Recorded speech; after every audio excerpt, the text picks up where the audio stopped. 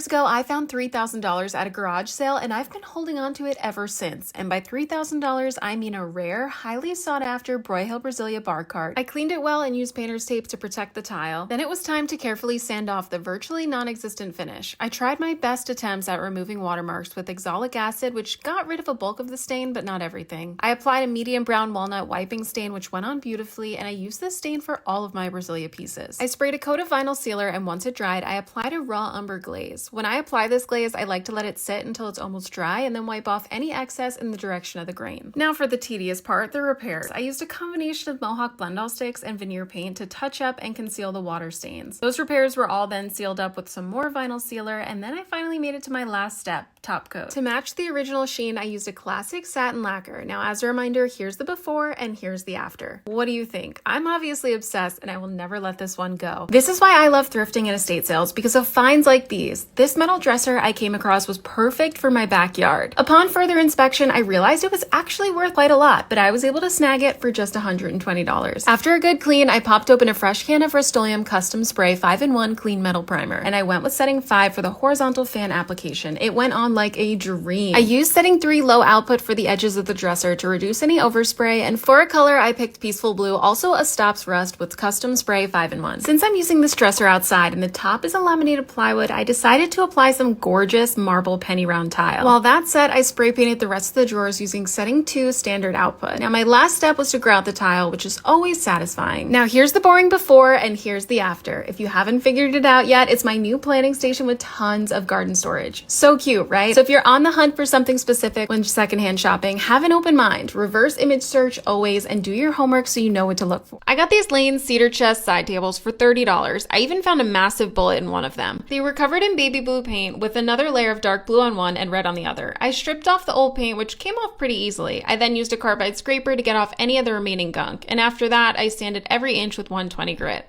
There were a few dark spots and stains, so I mixed wood bleach with hot water and scrubbed with steel wool to remove them. For repairs, I used quick wood epoxy putty. Once it was dry, I sanded it down smooth. I decided to use a gel stain since I've always had trouble in the past when staining white oak. I then color matched my repairs with my new favorite product, Mohawk blend-all sticks. Pricey, but worth it. I then sealed my repairs with a vinyl sealer and satin lacquer. Here's the before and here's the after.